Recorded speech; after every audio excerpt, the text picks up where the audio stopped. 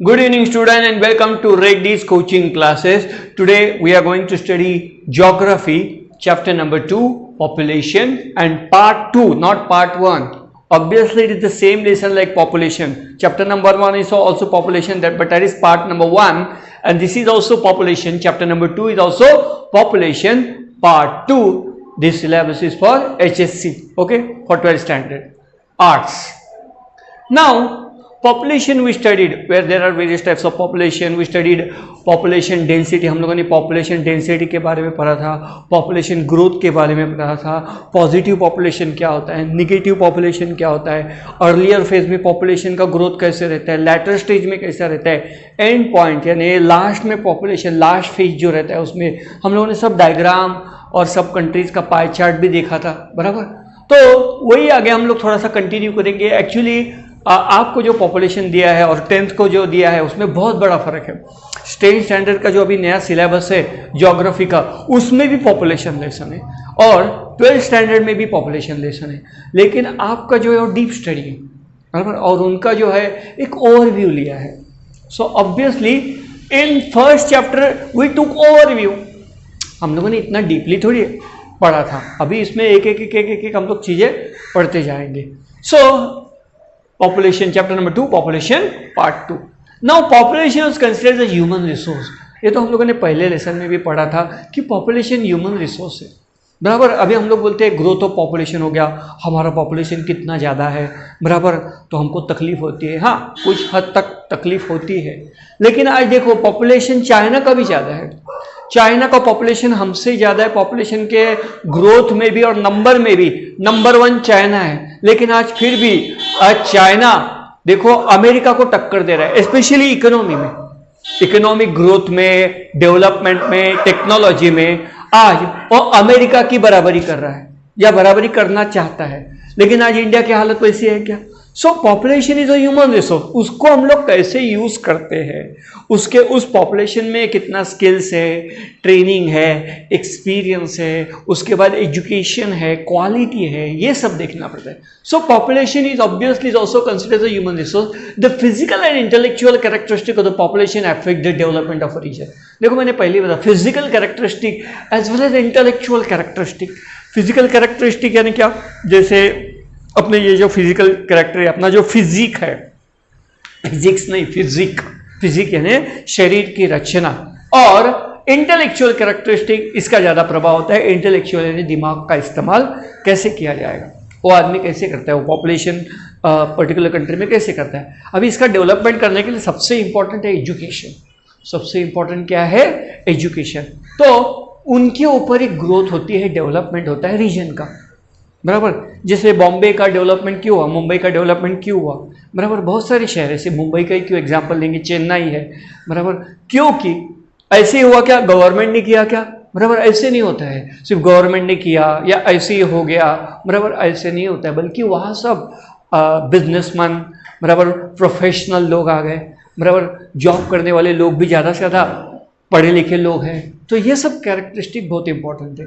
Now the human resource economic activities also develop with reference to human resource. So the human economic activities, obviously it is the human who indulge in economic activities. It is not what you call it animals.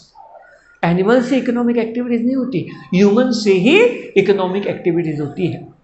Now, in fact, if human resources are not developed efficiently, the use of other resources also get adversely affected. देखो ये सबसे बहुत important point है, बराबर।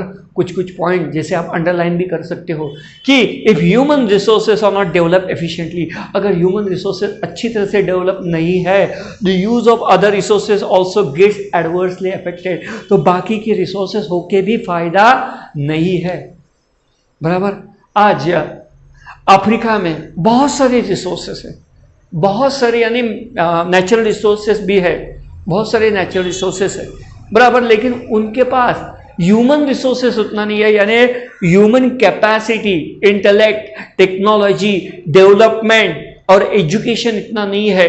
इसकी वजह से वो उसको टैप नहीं कर रहे, they can not tap it, they can not use it, they can not utilize it, they can not exploit it. उसको बोलते हैं कि नेचुरल रिसोर्सेज हमारे देश में भी थे और है, ऐसे नहीं कि नहीं है, लेकिन आज हम लोग पूरी तरह से उसका यूटिलाइज कर पा रहे हैं क्या? नहीं। क्यों है?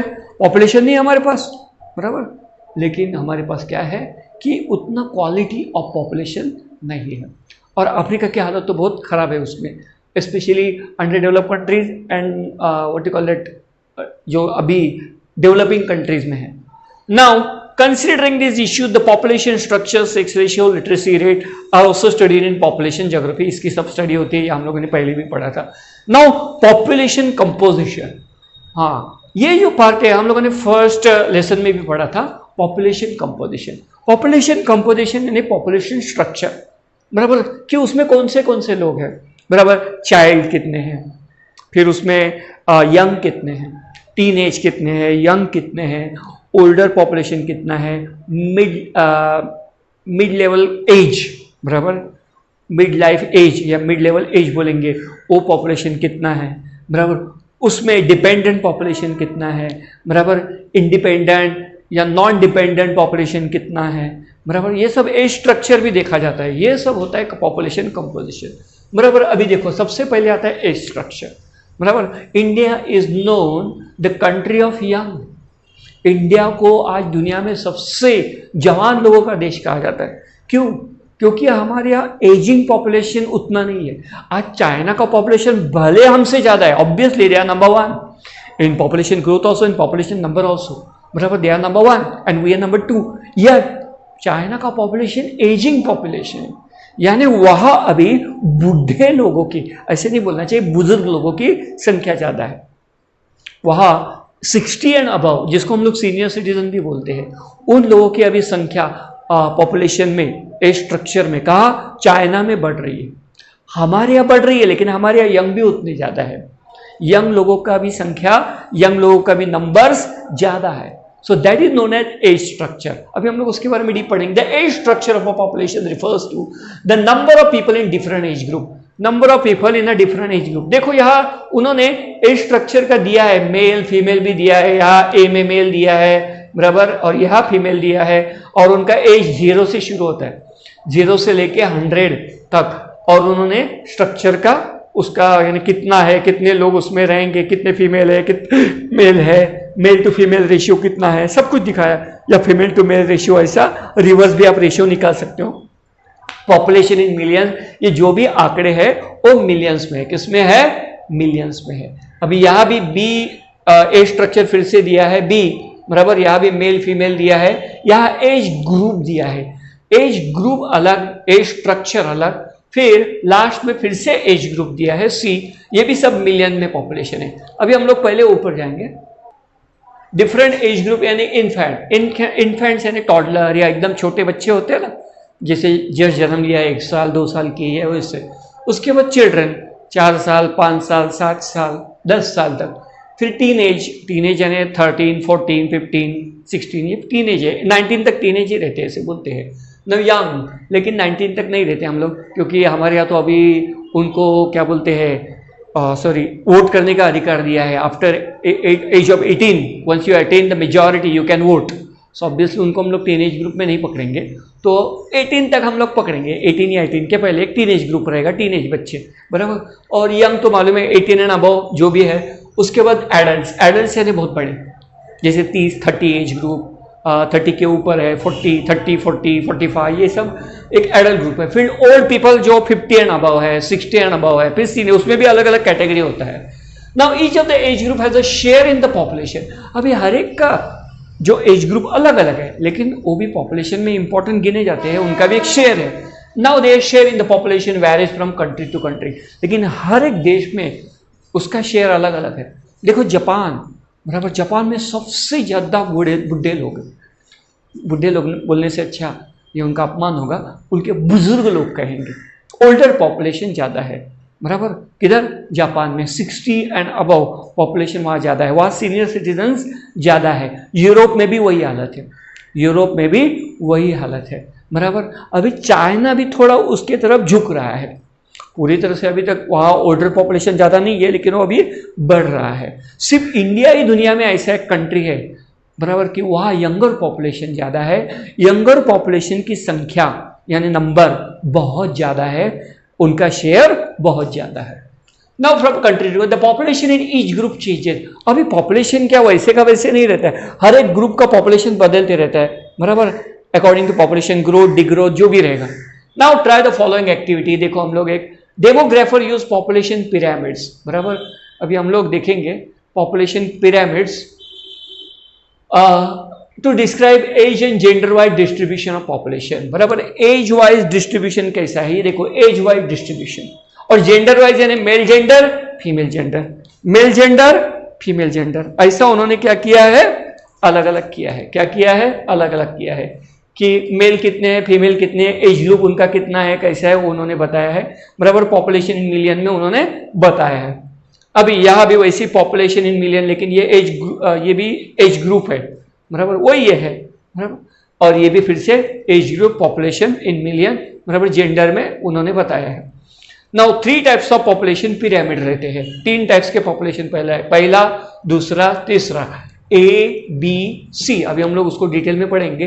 Now demographer use population pyramid, ये पॉपुलेशन पिरामिड बोलते हैं, इसको क्या बोलते हैं, population pyramid. And gender wise distribution, gender wise यानी male female, male gender female gender, देखो सब जगह मेल फीमेल है। नाउ शोज एज ग्रुप, ये सब एज ग्रुप दिखाते हैं। देखो एज ग्रुप यहाँ देखो, बीच का जो पट्टी गया है ना, और यहाँ लिखा है 0 से लेकर 100 तक, वो सब एज ग्रुप है। It is related to age group, 5 years 10 years, last में 100 years, ऐसा उन्होंने दिया है।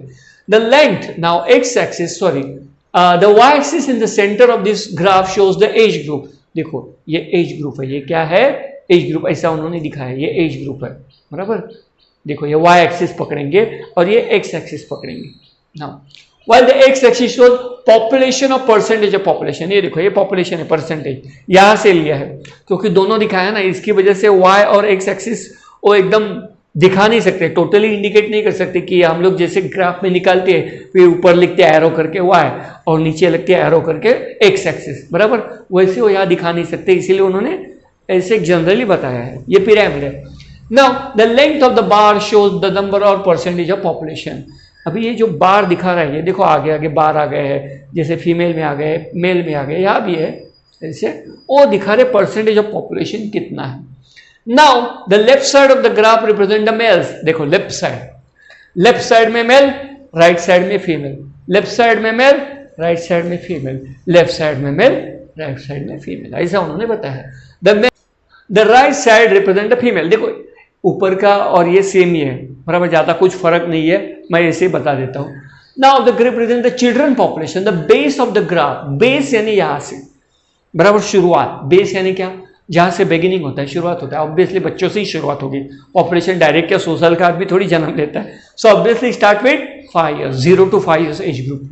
The base of the graph represent the children population, ये बच्चों का पॉपुलेशन दिखा रहा है, with apex represent the old people, फिर ऐसे ऐसे बढ़ते बढ़ते बढ़ते बढ़ते एंड यंग टीनेज ऐसे करते करते ओल्डर पॉपुलेशन, फिर direct senior citizen senior citizen, आगे आगे एकदम ओल्डर पॉपुलेशन 100, बराबर, उसको सेप्टुआजेनेरियन, ऑक्टाजेनेरियन, ऐसे इंग्लिश में क्या क्या बोलते हैं, तो वो सब उन्होंने देखे। सेंटेनेरियन यानी जिन्होंने 100 साल पूरा किया है, वो लोग सब, ऐसे सब उन्होंने बताया है। A larger size of the population in the age group of 15 to 59 years indicate the chances of having a larger independent working population. देखो कोई भी देश में हो, not just in our country, सिर्फ इंडिया में ही नहीं या सिर्फ चाइना में ही नहीं, दुनिया का कोई भी देश हो, चाहे वो छोटा देश हो बड़ा देश हो, चाहे वो अमीर देश हो गरीब देश हो, चाहे वो डेवलपिंग कंट्री हो चाहे वो डेवलप कंट्री हो, चाहे वो अंडर डेवलप कंट्री हो, अफ्रीका जैसी, सब सहारन अफ्रीका दोनों अंडर डेवलप उसमें, लेकिन कोई भी पॉपुलेशन में कंपोजिशन यानी एज ग्रुप ज्यादा से ज्यादा किसका होना चाहिए, 15 साल से 59 ईयर्स तक, 15 years to 59 years। क्यों, अब तुम लोग बोलेंगे 15 साल से 59 ईयर्स तक ही क्यों होना चाहिए, बराबर, यही एज ग्रुप ज्यादा क्यों होना चाहिए कोई भी पॉपुलेशन में, टोटल पॉपुलेशन में, बराबर, इनका कंपोजिशन, इनका शेयर ज्यादा से ज्यादा होना चाहिए, ये क्यों, indicate the chances of having larger independent working population, क्योंकि ऐसा पॉपुलेशन ही वर्किंग पॉपुलेशन रहता है, ऐसा पॉपुलेशन ही मोस्ट प्रोडक्टिव रहता है। देखो कोई भी ज्यादा से ज्यादा साइंटिस्ट ज़्यादा से ज़्यादा वर्कर्स, ज़्यादा से ज़्यादा प्रोफेशनल, ज़्यादा से ज़्यादा बिजनेसमैन, ज़्यादा से ज़्यादा इंडस्ट्रियलिस्ट, ज़्यादा से ज़्यादा इंटेलेक्चुअल जो भी रहेंगे, फिर स्पोर्ट्स स्टार्स, बराबर, जो भी तुम लोग जो चाहते हैं वो इसी एज ग्रुप में ही होते हैं, 15 या 59 ईयर्स जनरली इसी एज ग्रुप में होते हैं। मोस्ट प्रोडक्टिव पॉपुलेशन इसी एज ग्रुप में होता है, बराबर। 14 साल तक हमारे देश में 14 ईयर्स ओल्ड तक किसी को काम पे नहीं रख सकते हैं। Child labour is not allowed, it is totally disallowed, उसके लिए चाइल्ड लेबर लॉज है, बराबर। तो 14 और 14 साल के नीचे जितने भी बच्चे हैं उनको हम लोग काम पे नहीं लग सकते, कोई भी कंपनी या कोई भी इंडस्ट्री उनको काम पे नहीं रख सकती। अगर वो गलती से रख लेती है किसी को काम पे, बराबर, पैसा कम देना पड़ता है, तो ये कानूनन गुनाह है। सो वर्किंग पॉपुलेशन कहाँ से शुरू होता है? ज़्यादा से ज़्यादा कोई भी देश में 15 ईयर्स है। मैं ये नहीं बोलता कि 15 ईयर्स में सब लोग काम करने लगते हैं, सब लोग जॉब करने लगते हैं, तो आप तो 15 ईयर्स के आगे गए हो, तो आप क्या जॉब कर रहे हैं? लेकिन एक प्रोडक्टिव पॉपुलेशन, प्रोडक्टिविटी उस पॉपुलेशन की ज़्यादा होती है, बराबर। कहाँ, किस एज से शुरू होती है? 15 से लेके 59। देखो 60 में सब लोग रिटायर्ड होते हैं, चाहे गवर्नमेंट हो या प्राइवेट सेक्टर हो। 60 में जैसे ही 60 साल का होता है वो आदमी क्यों रिटायर करा देते हैं? क्योंकि प्रोडक्टिविटी ऑटोमेटिकली कमी होती है, आइदर फिजिकल प्रोडक्टिविटी या इंटेलेक्चुअल प्रोडक्टिविटी। फिजिकल लेवल या इंटेलेक्चुअल लेवल ऑटोमेटिकली डिक्लाइन होता है। एक्सेप्शनली कुछ रहेंगे कि उनका फिजिकल और इंटेलेक्चुअल फंक्शंस एकदम स्ट्रांग रहता है। इसीलिए हम लोग 15 to 59 ईयर्स को ज़्यादा से ज़्यादा इंपॉर्टेंट देते हैं कि ये पॉपुलेशन, इसका शेयर टोटल पॉपुलेशन स्ट्रक्चर में या कंपोजिशन में ज़्यादा होना चाहिए कोई भी देश में। It is not just about our country but about the whole world, पूरे दुनिया की बात कर रहा हूं मैं। So indicate the chances of having a larger independent working population, क्योंकि ये डिपेंडेंट पॉपुलेशन नहीं होता है, ये वर्किंग पॉपुलेशन होता है, इंडिपेंडेंट पॉपुलेशन होता है। ये लोग काम करने के लिए सक्षम होते हैं। जैसे आप भी है, आप स्टूडेंट है बहुत सारे, बराबर, अभी 12th स्टैंडर्ड में है, अब 17 या 18 साल के होंगे, बराबर, उससे तो कम नहीं होंगे। ऑब्वियसली आप भी वर्किंग पॉपुलेशन में आते हैं, आप भी इंडिपेंडेंट में आ सकते हो, क्योंकि आप में काम करने की शक्ति है, काबिलियत है, फिजिकल लेवल भी उतना है, स्ट्रांग है, और क्या बोलते हैं कि साइकोलॉजिकल लेवल, इंटेलेक्चुअल लेवल भी है आपके पास, तो उसको बोलते हैं so working population. On the other hand, अभी देखो दूसरा वर्ड उनका, if the number of children in 0 to 15 is high, लेकिन अगर 0 to 15 इस पॉपुलेशन में, 0 तो एज नहीं होता, लेकिन बताने के लिए उन्होंने बताया कि 0 to 15 मैथमेटिकली वो लोग गिनते हैं, इसलिए 0 to 15 इस एज ग्रुप में 15 years years is high, the dependency ratio will be high. ऐसे लोगों, ऐसा देश का पॉपुलेशन अगर जिसमें कंपोजिशन, जिसमें ज़्यादा से ज़्यादा शेयर इस ग्रुप का होगा 0 ईयर्स से लेके 15 ईयर्स तक, तो वो हो गया डिपेंडेंट पॉपुलेशन। वो सब बच्चे हैं, बच्चे उतना काम कर सकते हैं क्या? उनका उतना फिजिकल इंटेलेक्चुअल लेवल हो सकता है क्या? और बच्चों को काम पे रखना सही है क्या? नहीं, गलत है, बराबर। सो डिपेंडेंसी उनका ज्यादा रहता है, they are dependent on their parent, they are dependent on their guardians, they are dependent on anybody else, किसी के ऊपर भी वो डिपेंड रह सकते हैं। So dependence ratio will be high. Similarly, a growing population in the age group of 60 plus indicates greater expenditure for medical and health facilities for the aged population. देखो, a growing population in the age of 60, 60 के ऊपर जो population है, बराबर, वो देश के लिए, किसी भी देश के लिए ना, नॉट जस्ट आवर कंट्री, 60 के ऊपर जितने भी लोग हैं वो देश के लिए बोलते एक बर्डन है। यानी मैं ऐसा नहीं बोल रहा हूं कि सब लोग बर्डन है, लेकिन उनका एक्सपेंडिचर, उनके ऊपर एक्सपेंडिचर बढ़ जाता है, उनका एक्सपेंडिचर बढ़ जाता है, उनके खर्चे बढ़ जाते हैं। क्यों? किसके ऊपर ज़्यादा एक्सपेंडिचर होता है? बल्कि मेडिकल, दवाई लेना, बराबर। जैसे 50 के बाद या और 60 के बाद तो बहुत सारे लोगों को डायबिटीज़, हार्ट डिजीज़, हाइपरटेंशन यानी हाई ब्लड प्रेशर और भी बहुत सारी बीमारी लग जाती है, बराबर। सबका फिटनेस लेवल या फिटनेस पावर उतना नहीं रहता है, बराबर। सबका फिटनेस लेवल 60 के बाद या 60 एज तक उतना नहीं रहता है। तो इससे ज़्यादा पॉपुलेशन रहेगा, स्पेशली सीनियर सिटीजन का पॉपुलेशन ज़्यादा रहेगा। 60, 65 and above, 70 above. So obviously greater expenditure for medical and health facility, तो वो देश के लिए बर्डन बन जाते हैं. वो क्या बन जाते हैं? देश के लिए, उस देश के लिए वो बर्डन बन जाते हैं, क्योंकि वो प्रोडक्टिव ग्रुप नहीं है. 60 के ऊपर के आदमी, 60 साल या 60 साल के ऊपर का जो आदमी है वो 18 साल के जवान की बराबरी कर सकता है क्या? 20 साल या 25 साल के, या चलो 30 साल तक, 30 साल का जो जवान रहता है, 30 साल तक हम लोग बोलते हैं यंग, उतनी वो बराबरी कर सकता है क्या? नहीं कर सकता है. दैट्स वाई, इसीलिए ये पॉपुलेशन ज़्यादा नहीं होना चाहिए. इसका शेयर पॉपुलेशन स्ट्रक्चर में, पॉपुलेशन कंपोजिशन में कम होना चाहिए. Okay. Now 3 main types of population pyramid. अभी पॉपुलेशन में भी 3 टाइप्स है, बराबर. 2.1 में will see 3 main types of population pyramids, बराबर. अभी जरा 3 main types of population pyramid.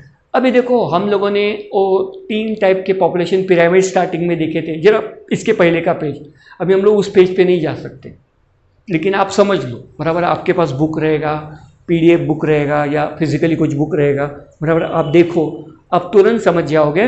मैं सिर्फ उसका डिस्क्राइब जो है, उन्होंने कौन सा स्टेज बताया, उसका पूरा डिस्क्रिप्शन दे देता हूँ, पूरा बता देता हूँ आपको. अभी देखो, एज पर फिगर 2.1 वो ऊपर गया है. Okay. But for the sake of convenience, I will tell you and I will describe you in detail. Now, we will see 3 main types of population pyramid. अभी 3 मेन टाइप के population pyramid है. Expensive population ए. Expensive population, उसको किस diagram में डाला है? ए diagram में. फिर दूसरा है कंस्ट्रिक्टिव पॉपुलेशन, यानी कम होने लगता है, बराबर. वो आ गया बी डायग्राम में. हम लोगों ने स्टार्टिंग में देखो 3 डायग्राम देखे थे पिरामिड, उसका ही बात कर रहे हैं. फिर स्टेशनरी, थर्ड डायग्राम सी, बराबर. क्या है? सी. ऑलमोस्ट, सॉरी, अभी एक्सपेंसिव पहले पढ़ेंगे. Broad base with narrowing apex show that more people die at each higher band. This also shows high birth rate and high death rate. अभी expensive population में क्या होता है? High birth rate, high death rate. ज्यादा से ज्यादा बच्चे जन्म भी लेते हैं, लेकिन ज्यादा से ज्यादा इंसान मरते भी हैं. बर्थ रेट भी हाई है, जन्म दर जो है वो भी हाई है, डेथ रेट भी हाई है, मृत्यु दर यानी मरने की संख्या भी ज्यादा है. जन्म लेने वालों की भी संख्या ज्यादा है और मरने वालों की भी संख्या ज्यादा है. तो expensive. Now broad base with narrowing apex, बराबर. जैसे जैसे पहले ब्रॉड हो जाता है, बाद में नैरो हो जाता है. That more people died each higher band. जैसे जैसे एज ग्रुप बढ़ जाता है, वैसे वैसे मरने वालों की संख्या ज्यादा होती है, बराबर. जैसे 50 के आगे, 60 के आगे, 50 के आगे कम आदमी मरते हैं, 60 के आगे और ज्यादा, 70 के आगे और ज्यादा. डेथ रेट जैसे बढ़ जाता है according to age band, age groups के हिसाब से, बराबर. अभी 50 के नीचे बहुत कम आदमी मरते हैं, बराबर. लेकिन 50 के ऊपर रिस्क ज्यादा होता है, जैसे हार्ट डिजीज, हार्ट अटैक आता है, फिर हाई ब्लड प्रेशर, डायबिटीज है, बहुत सारी अलग अलग बीमारियां, स्ट्रोक, ये सब चीजें हैं. तो this also shows high birth rate, high death rate. लेकिन बर्थ रेट भी ज्यादा है, रिप्लेसमेंट रेट भी ज्यादा है, जन्म लेने वालों की संख्या भी ज्यादा है, डेथ रेट भी हाई है. ये भी टेंशन है कि डेथ रेट ज्यादा है, लेकिन ये भी याद रखना कि बर्थ रेट भी ज्यादा है. तो पॉपुलेशन रिप्लेस कर रहा है, जितने मर रहे हैं, जितने डेथ है, उससे उतने ही क्या हो रहे हैं? जन्म भी ले रहे हैं. ओके. सो एक्सपेंसिव ए, ये हो गया एक्सपेंसिव ए, यानी ए डायग्राम में दिखाया है वो एक्सपेंसिव पॉपुलेशन है. क्या है? एक्सपेंसिव पॉपुलेशन, यानी पॉपुलेशन बढ़ते जा रहा है. सेकंड कंस्ट्रिक्टिव, वो बी डायग्राम में है. अब देख लो, डायग्राम से कंपेयर करो, फिर आपको समझेगा. बेस गेट्स नैरोअर, बेस पहले नैरो रहता है स्टार्टिंग का, बराबर. वाइल एपेक्स इज ब्रॉडर, और ऊपर का जो जैसे जैसे एज बढ़ जाता है वैसे वो बार देखो आगे बढ़ा हुआ है, बराबर. यानी एज ग्रुप में ज्यादा संख्या दिख रही है, नंबर ज्यादा दिख रहे हैं. किसमें? हायर एज ग्रुप में. Now this indicates lower percentage of younger people and more of elderly people, बराबर. ये क्या बताता है कि यंगर पीपल कम है. अभी बच्चे अगर ज्यादा जन्म नहीं लिया होगा तो फिर यंग कहां से होंगे? बच्चे ही नहीं तो वही तो आगे यंग होने वाले हैं. जब बच्चों का ही संख्या कम है, उनका ही नंबर पॉपुलेशन स्ट्रक्चर में, पॉपुलेशन एज ग्रुप में कम है, ऑब्वियसली यंगर पॉपुलेशन कम ही होगा. So younger people are low. Okay. And more of elderly people, बुढ़े लोग ज्यादा है, बुजुर्ग लोग ज्यादा है।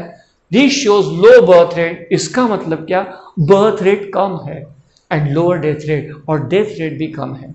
ये फेनोमेना तुमको देखना है तो ये कहाँ दिखेगा, जापान इसका बेस्ट एग्जाम्पल है, जापान, उसके बाद यूरोप, बराबर, यहाँ भी आप यही देखोगे, बराबर, यूरोप में भी वही है, बराबर, कि वहाँ क्या है आप देखेंगे, जैसे इटली, फ्रांस, स्पेन, देखो आपने देखा रहेगा कि कोरोना वायरस से ज्यादा डेथ उधर हुए। अब वहाँ क्यों हुए, जब उसका हम लोग डीपली रीजन देखेंगे तो वहाँ ज़्यादा से ज़्यादा जो लोग मरे हैं वो हायर एज ब्रैकेट के हैं, यंगर पॉपुलेशन का डेथ रेट वहाँ बहुत कम है, नेग्लिजिबल है या नहीं के बराबर है। वहाँ जितना भी डेथ रेट था कोरोना वायरस से वो ज़्यादा से ज़्यादा ओल्डर एज ग्रुप का था, बराबर। जैसे इटली के लोम्बार्डी रीजन में सबसे ज़्यादा लोग मर गए थे ये कोरोना वायरस से, बराबर। जब उसका इन्वेस्टिगेशन बाद में हुआ, उधर फटाफट कोई भी चीज़ के ऊपर क्या होता है, इन्वेस्टिगेशन होता है, तो उन्होंने देखा ज़्यादा से ज़्यादा जो मरने वाले लोग थे वो ओल्डर एज ग्रुप थे। और वहाँ इटली हो, फ्रांस हो, पूरे यूरोप की हालत वही है, चाहे यूरोप हो चाहे जापान हो, वहाँ यही हालत है कि ओल्डर एज ग्रुप ज़्यादा है, बुजुर्ग लोग ज़्यादा है, यंग एज वाले बहुत कम है, बच्चे तो नहीं के बराबर है, बहुत कम है वहाँ बच्चों की संख्या। ये क्यों, लो बर्थ रेट है और लोअर डेथ रेट, लेकिन डेथ रेट भी वहाँ कम है, बराबर, क्योंकि लाइफस्टाइल अच्छा है ना। अब ये कोरोना वायरस से वहाँ हुआ, लेकिन इसके पहले बहुत सारे लोग मरते थे, ऐसा कभी हुआ नहीं। ये कोरोना वायरस से बहुत प्रॉब्लम आ गया वहाँ, लेकिन इसके पहले बाकी के जो भी कॉम्प्लिकेशन से लोग मरते हैं, जैसे हमारे यहाँ रोड एक्सीडेंट में उतने मरते हैं ना, उतने तो कोरोना वायरस से भी नहीं मरे। इतना रोज आप डेटा देखोगे, बराबर, पेपर में भी या कहीं भी आप ढूंढ सकते हो इंटरनेट के ऊपर, कि रोड एक्सीडेंट में हमारे यहाँ कोरोना वायरस से ज़्यादा डेथ होती है, लेकिन हम लोग उसको सीरियसली नहीं लेते। So this shows low birth rate. European countries में क्या हालत है, जापान में क्या हालत है, बराबर, कि लो बर्थ रेट, वह बर्थ रेट बहुत कम है एंड लोअर डेथ रेट भी कम है, बराबर, क्योंकि वह हेल्थ फैसिलिटीज वर्ल्ड क्लास है, बराबर, और वो रिच कंट्रीज है, पैसे वाली कंट्रीज है, उसको बोलते हैं कंस्ट्रक्टिव स्टेज। इसमें पॉपुलेशन सिकुड़ जाता है, कम हो जाता है, क्योंकि यंग एज ही नहीं है, बराबर, ज़्यादा से ज़्यादा क्या है, एल्डरली पॉपुलेशन है। अभी थर्ड हो गया stationary, almost all age groups have same percentage, बराबर, यानी आप देखोगे वो थर्ड डायग्राम में ज्यादा से ज्यादा फर्क नहीं है कोई भी एज ग्रुप में, पूरे टोटल पॉपुलेशन में। जो सी डायग्राम देखो, एज ग्रुप में ज्यादा फर्क नहीं है, वाइड डिफरेंसेस नहीं है, वाइड गैप नहीं है। क्यों? क्योंकि almost all graduates have same percentage, सबका सेम यानी इक्वल नहीं है, थोड़ा बहुत तो फर्क रहेगा, लेकिन वाइड गैप, वाइड डिफरेंस जो ए में देखने को मिला, बी में देखने को मिला, वो आपको सी में देखने को नहीं मिलेगा। वेरी लो बर्थ रेट, क्योंकि बर्थ रेट एकदम ही कम हो जाता है, and very low death rate, और डेथ रेट भी एकदम कम हो जाता है। So population hardly grows, population बढ़ेगा ही कैसे? लोग जन्म ही नहीं ले रहे, बच्चे जन्म ही नहीं ले रहे, क्योंकि लो बर्थ रेट है, और डेथ रेट भी कम है, ऑब्वियसली नो पॉपुलेशन ग्रोथ, बराबर। ऐसे भी कुछ कुछ कंट्रीज है, वो यूरोप में ही है ज्यादा से ज्यादा ऐसी country. So the type of age structure has a direct influence on the future of a nation. देश का भविष्य है वो एज स्ट्रक्चर के ऊपर होता है। जैसे इंडिया को डेवलपिंग कंट्री बोलते हैं, और बोलते हैं कि आगे इंडिया डेवलप कंट्री में आ सकता है, बराबर। क्यों? क्योंकि हमारे यहाँ ज़्यादा से ज़्यादा यंग लोग हैं, प्रोडक्टिव बोलते हैं ना, प्रोडक्टिव पॉपुलेशन है, उसको हम लोग दूसरे भाषा में बोलते हैं इकोनॉमिक्स के लैंग्वेज में डेमोग्राफिक डिविडेंड। डेमोग्राफिक डिविडेंड यानी क्या? जिस देश में यंग पॉपुलेशन ज़्यादा होगा वो आगे भविष्य में, बराबर, बहुत सारे लेवल पे प्रोग्रेस कर सकता है।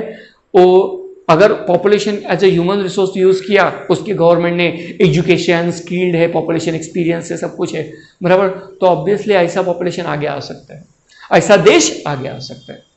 So now both extreme, old age dependency as well as young age dependency prove to be severe burden on the economy of a country. ये याद रखो, ज्यादा बच्चे भी नहीं होने चाहिए, यानी ज्यादा बच्चों का, छोटे बच्चों का पॉपुलेशन भी ज्यादा नहीं होना चाहिए किसी भी देश में, और ज्यादा बुढ़े लोग यानी बुजुर्ग लोग भी ज्यादा नहीं होने चाहिए, स्पेशली सीनियर सिटीजन, क्योंकि वो देश के लिए बर्डन है। क्यों?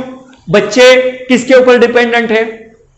मैंने पहले ही कहा था 0 से लेके 14 तक या 15 तक हम लोग पकड़ेंगे, 15 नहीं, 15 तो एज ग्रुप वर्किंग पॉपुलेशन हो गया, सो 14 तक, 0 से लेके 14 तक ये जो एज ग्रुप है वो पेरेंट्स के ऊपर डिपेंडेंट है, बराबर, या गार्डियंस रहेंगे या जो भी रहेंगे उनके ऊपर डिपेंडेंट रहता है। वो लोग काम नहीं कर सकते, उनका उतना maturity level, intellectual level, physical level नहीं रहता है, और उनको एजुकेशन आज के ज़माने में सबसे इंपॉर्टेंट है। तो ऐसे लोग डिपेंडेंट रहते हैं किसके ऊपर? किसी न किसी के ऊपर, तो डिपेंडेंसी रेशियो बढ़ जाता है, बराबर, यानी वो किसी की न किसी के ऊपर डिपेंड रहते हैं कि नहीं वो पैसा देगा, वो खिलाएगा, वो करेंगे हमारा पालन पोषण, वैसा। और ओल्ड एज का भी वही हालत है। अगर किसी भी देश में 60 एंड अबव या सीनियर सिटीजन का पॉपुलेशन अगर ज़्यादा है, जैसे जापान की हालत आज वही है, एजिंग पॉपुलेशन वहाँ रैपिडली बढ़ रहा है, बराबर, उस फेज में आज जापान जा रहा है, तो ऑब्वियसली वो भी देश के लिए बर्डन बनते। क्यों? क्योंकि वो लोग काम नहीं कर सकते। मैंने पहले ही कहा था सबका फिटनेस लेवल वैसे नहीं रहता है, तो ऑब्वियसली बीमारियां लग जाती है, बीमार गिर जाते हैं, तो मेडिकल बर्डन किसके ऊपर आता है? गवर्नमेंट के ऊपर आता है, मेडिकल का खर्चा उनका, बराबर, उनको हेल्थ बेनिफिट्स देने पड़ते हैं, बराबर, उसके ऊपर बहुत सारा उनको खर्चा गिरता है। So they are severe burden on the economy of a country and they are not productive, this both group are not productive at all. So, on the other hand, higher portion of working population means large number of manpower. यह हमारे India के लिए demographic dividend है कि हमारे ज़्यादा से ज़्यादा यंग लोग हैं, ज़्यादा से ज़्यादा क्या है? यंग लोग है। Higher portion of working population, working population कौन सा ग्रुप होता है? 15 to 59, और ऐसे ही लोगों का ग्रुप, ऐसे ही लोगों का बोलते हैं ना एज ग्रुप, उसका शेयर टोटल पॉपुलेशन में इंडिया में सबसे ज्यादा है। That's why India is known as a country of young. आज दुनिया में सबसे कंट्री ऑफ यंग कौन सा देश है? तो इंडिया है। और इसीलिए क्योंकि हमारे यहाँ ज़्यादा से ज़्यादा यंग लोग हैं, जवान लोग सबसे ज़्यादा है, बच्चों की संख्या उतनी नहीं है जितनी दिखती है, ओल्डर पॉपुलेशन भी उतनी रैपिडली नहीं बढ़ रहा है, तो ऑब्वियसली ये हमारे लिए क्या हो गया? मैन पावर है। अभी ऑब्वियसली हम लोग उसको कैसा इस्तेमाल करते हैं? वो गवर्नमेंट के ऊपर, समाज के ऊपर है, सोसाइटी के ऊपर है। अगर मैन पावर करके उसका प्रॉपरली यूटिलाइज किया तो हमारा देश भी बहुत आगे बढ़ सकता है, इकोनॉमिक ग्रोथ, डेवलपमेंट, सब कुछ हो सकता है। तो ये सब इसमें। Thank you student, we will study the next topic in the upcoming lecture, next lecture.